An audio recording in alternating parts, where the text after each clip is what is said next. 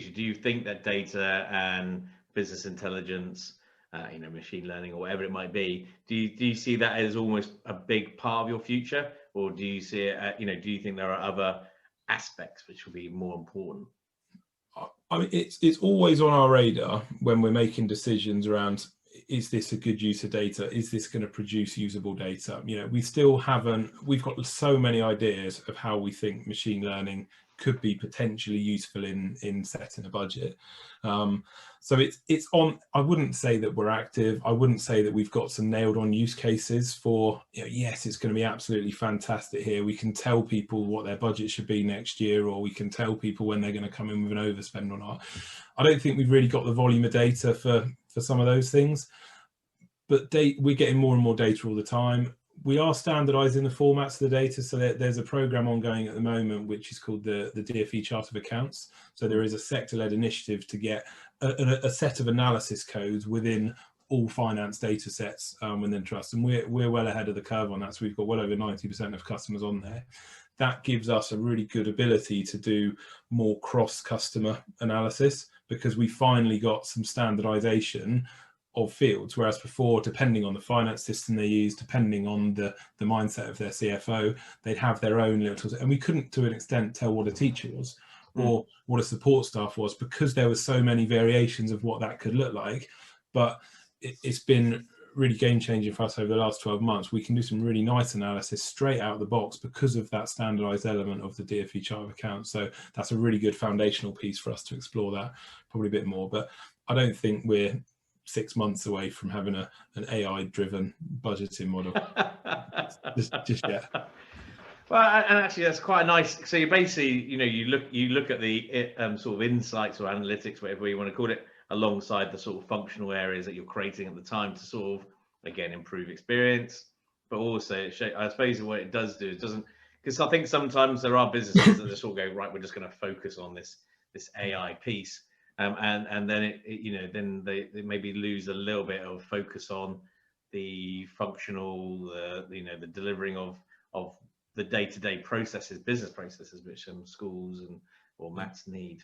I think it needs to be a byproduct. If you're having to do a load of ETL type work with data all the time that's changing, momentum might fall on it, because if you're creating an extra job, you're going to have some pretty blindingly good analytics to warrant that. And so many times we've seen things fizzle out just because of the amount of sheer work involved to transform the data. The hardest thing we've seen on analytics is making it available to the right people, and so they can only see the bits of the data that they're able to see.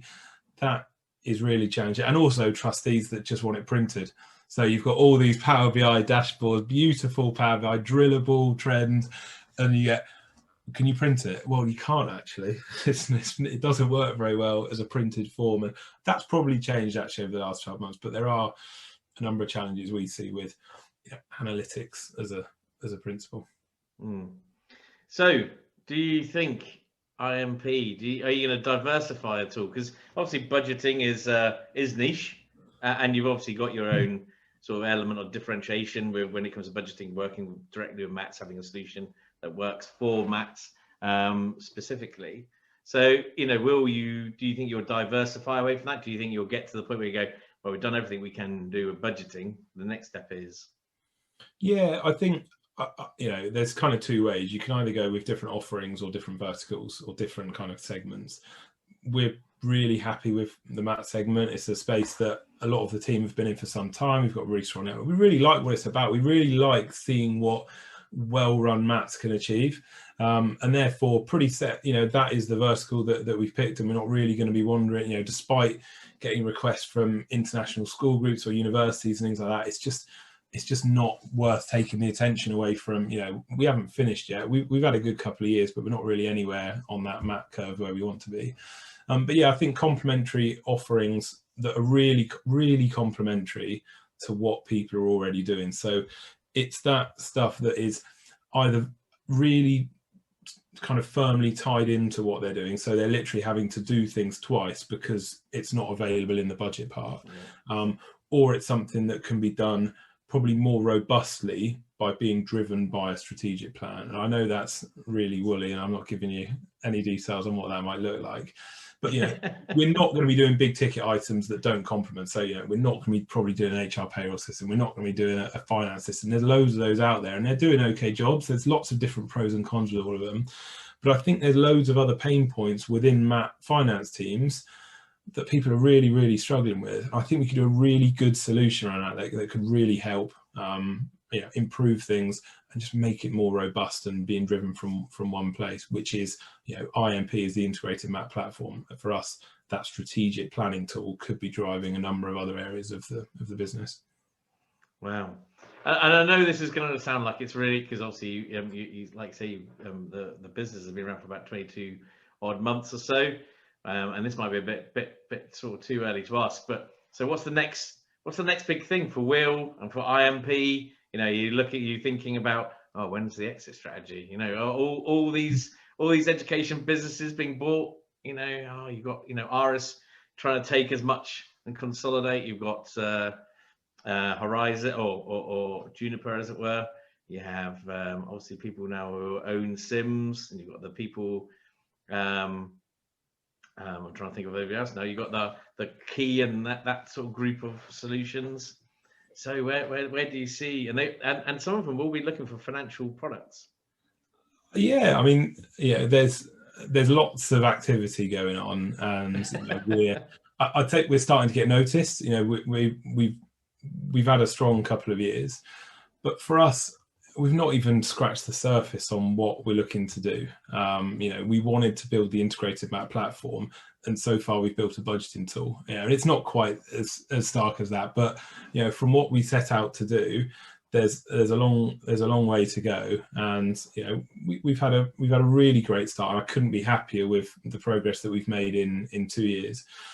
But we're only ever looking forwards at what we haven't done, and that's probably part of a curse as well. You never actually stop to look back and think, well, that's gone quite well, isn't it?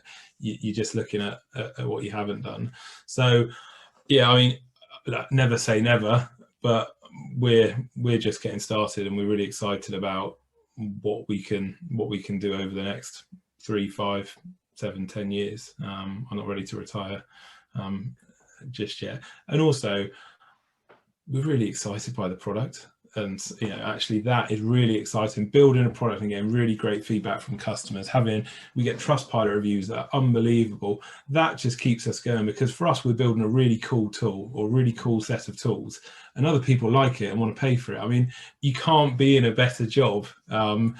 Loving every minute of that. I mean, there's obviously hard times, but it's so much fun and so much satisfaction building a product that you really put a lot of thought and energy and effort into, and seeing customers really value what you've done, and then hearing actually how much time it saves and what a better position they're in on reporting. So I mean, look, never say never, but we've got no plans to do anything. We just want to keep going and keep building something really great. I think it's good. I think you're right about the curse of the entrepreneur. I think you always look at the things that have happened in the past, no matter how great they are, they're in the past. It's like always you're constantly sort of almost critiquing yourself as an individual, saying, how can I improve? How can I adapt? How can we be better? And I think the energy and a couple of conversations we've had shows that you definitely have that sort of energy of, I don't think you'll ever retire. No, I enjoy it too much. I think as well, I've spoken to a load of people that have been really, really impressed with kind of the numbers that we've done today and kind of blown away. But my experience of success is I did 7 years with PS Financials. So my bar of what a good period is actually what they've done. So my reality is probably different to people that perhaps haven't been through that. So I think that helps, because if you look at doing 200 schools in a year or something like that, you think, that's great.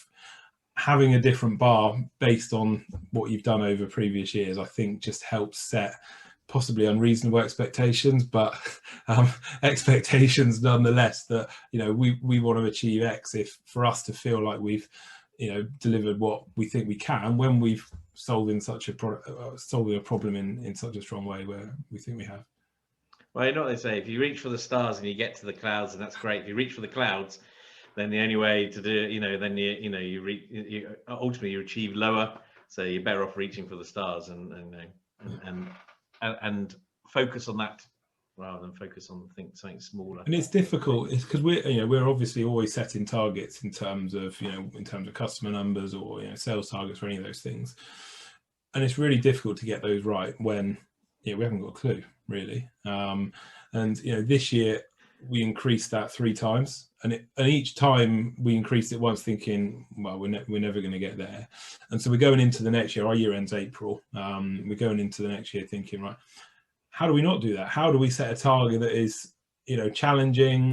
We don't want to have to reset it. I don't know. I don't have the answer. But it is a challenge, because you naturally work towards your targets, and if you set that wrong, you can be too late when you realize, well, actually that wasn't a good target to set ourselves. In either direction. We've got no interest in setting ridiculous targets we can't get to, but likewise we don't want to go too prudent, which, as a boring old accountant, that's probably where I end up, as a prudent Colin. Well, you definitely don't come across as a prudent and boring accountant, if that helps. Good, thank you. Oh man.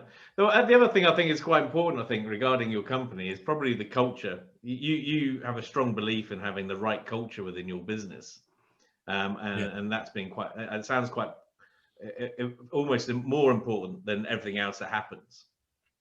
Yeah, and keeping that, this year we've gone from, well, in 10 months we've gone from 4 people, which was kind of the original, myself and my co-founder, and then 2 of the founding team, who are really crucial to everything that we do. That was us in, February last year. There was 4 people. We're now, I think we're going to have 17 people in a couple of weeks' time.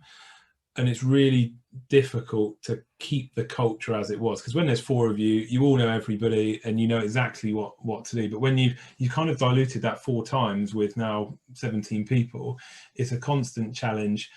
I don't know that we necessarily got the answers to it, but we're so passionate to try and keep that culture as it was. And it's never going to be quite as it was, but that relentless focus on customer success, relentless. We've done some work in even kind of formalizing our values, which I previously I hate all of that stuff, but we're so concerned, we're so desperate to try and keep that level of culture, that we've really looked into how we can try and do that and instill that with it. And you can't force a culture with a set of printed values and a handbook, but it's trying to use every single tool to really just so everybody knows what our culture is. So, because I think as it dilutes, because you grow and you get more people knowing what over the top customer support is, what standard, and because everybody has their own yardstick on that based on their previous experience, their previous roles from being a customer. So we've just formalized some really simple things around, this is what we think is, we don't say over the top, but this is our bar on the service that we want to give. Because if it's not said, actually people haven't got a hope of knowing what those behaviors should be, like where that bar is. So yeah, it's something that we're really conscious of, really trying hard to retain. And if anybody's got any tips and advice on how to keep that, I mean, we should be doubling again over the next 12 months, from probably to 30 odd staff. So yeah, if anybody's got any easy ways to do it, please get in touch, because it is really crucial. That's an open invitation. I agree with you. I think culture is really, really important. I think the whole idea of I think saying that you're customer focused is one thing, and lots of people do. I think proving it and acting like it, I think, is different. And it's like a lot of behaviors. Sometimes negative behaviors come in because that the expectation is not being set internally, or like you say, it's not necessarily coming from the above downwards. It's not being driven. In which case, then I think behaviors can ultimately change as business gets.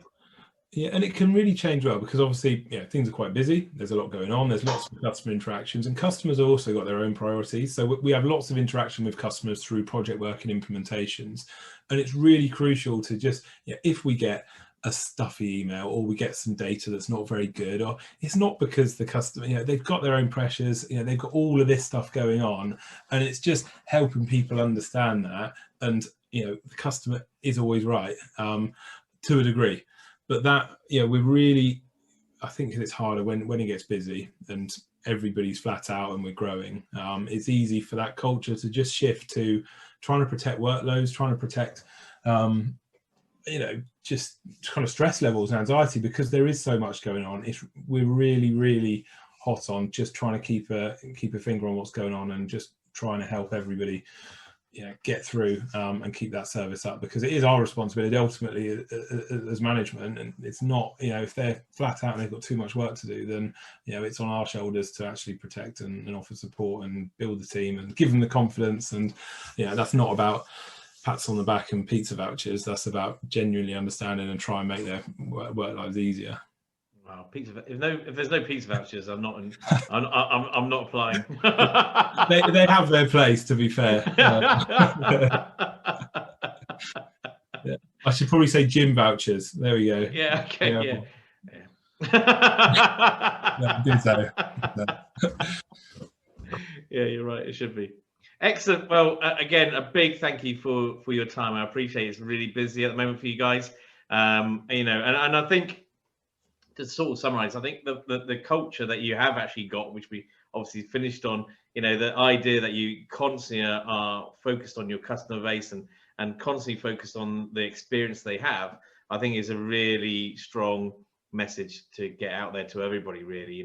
Remember, your customers ultimately is what your business is. If you don't have your customers, then you don't have a business. So, it's really, really important. And opening up again to the question, if anybody's got any other ideas of helping and supporting in building and embedding culture, then come and speak to Will. And on that customer point as well, don't pretend you're customer focused. You've got to be customer focused, because it will just unravel. You've got to live it, you've got to breathe it, you've got to act it. You can't put up your customer commitment on the website and that's it, done. You've got to, it's part of the onboarding, it's part of the training, it's part of the ongoing team development, which is hard work. It's a real commitment, but for us, there's no other way to do it.